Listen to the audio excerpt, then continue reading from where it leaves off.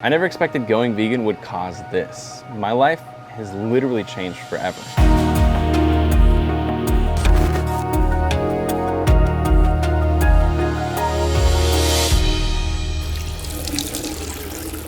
Man, I think it was like 5 years ago when I started growing my hair out. Basically, I started growing my hair out like right when I went vegan. So like in a way, it's almost like symbolic.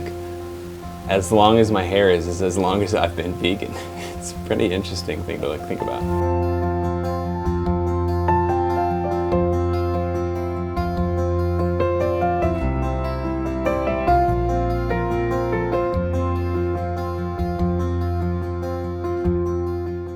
So when my hair started getting long, it's funny because people were saying they only think of me as long-haired Brian. They can't imagine me with short hair because a lot of people were new subscribers. They hadn't been around for all the years that I had short hair.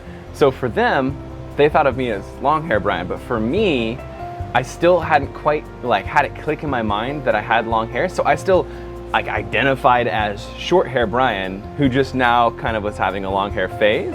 But it's just funny because until about last year, I never had that switch in my mind where I'm like, now I think of myself as long hair Brian, and short hair Brian is almost like, it's almost like me from a previous chapter of my life. So for me, it's really weird to think about the fact that I'm about to have short hair again. And then I'm actually a little bit nervous and a little bit giddy about what's about to happen.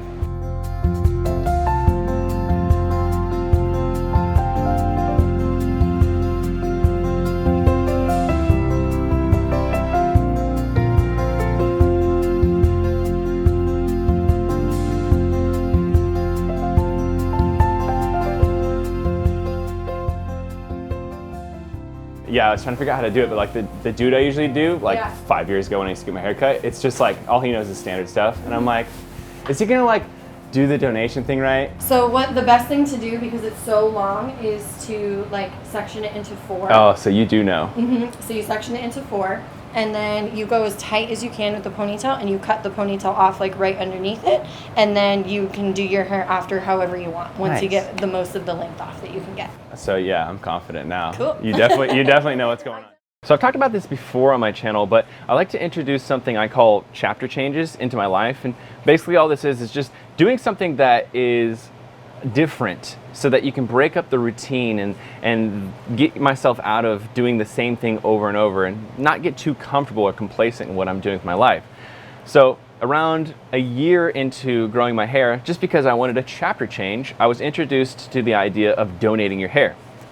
Initially, I really liked the idea, so I did more research into it, and I found out about this nonprofit organization called Locks of Love.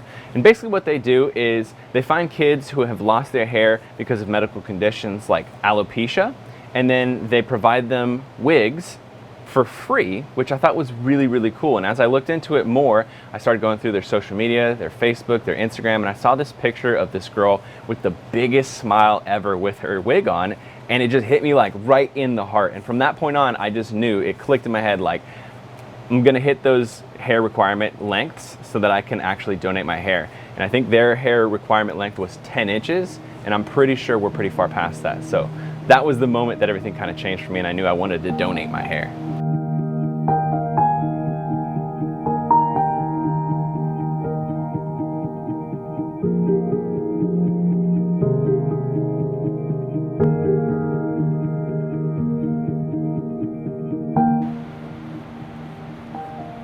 Wild.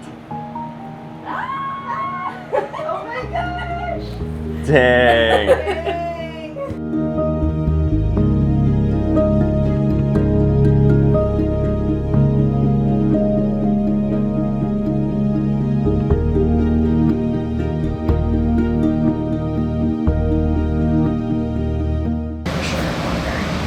Yeah, you're good. You're at 18 inches. 18 inches? Yeah.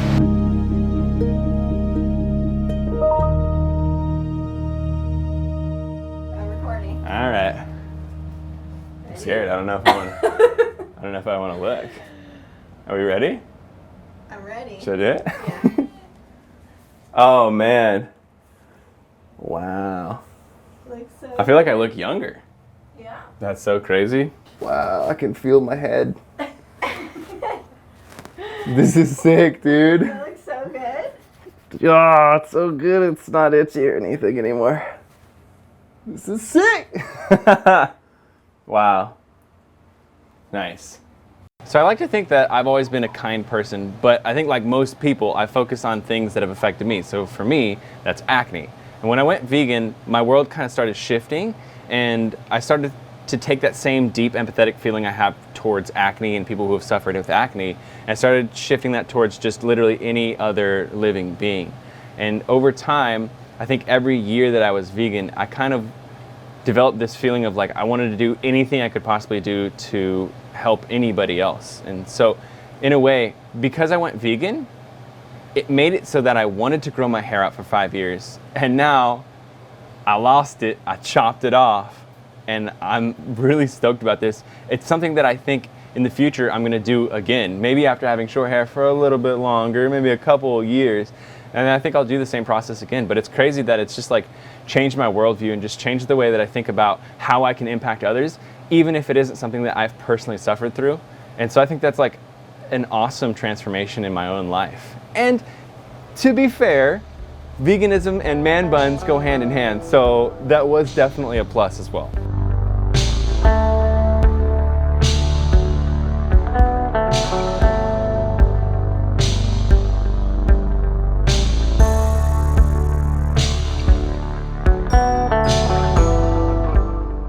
Hey, how are you? I'm good. I need to mail off my hair. Oh no. Yeah, I know. I'm different now.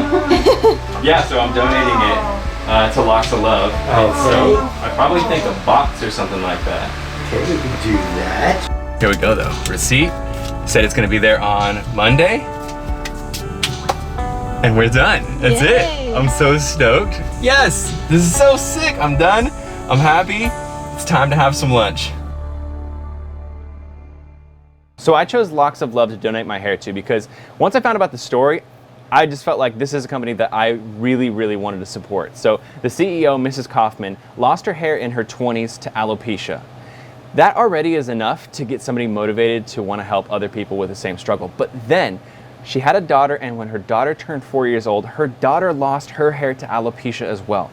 This, I feel like, ignited a fire for her and made her want to do this with her life. And for me, that resonated so deeply with me. Now, there's a lot of controversy when it comes to Locks of Love. Somebody posted a forum post one time and said that they take a bunch of money, they sell hair to people. If you go on their site on the FAQ section, they say when they give wigs to kids who need wigs, it's completely free, and they give them new wigs all the way up until they're 21.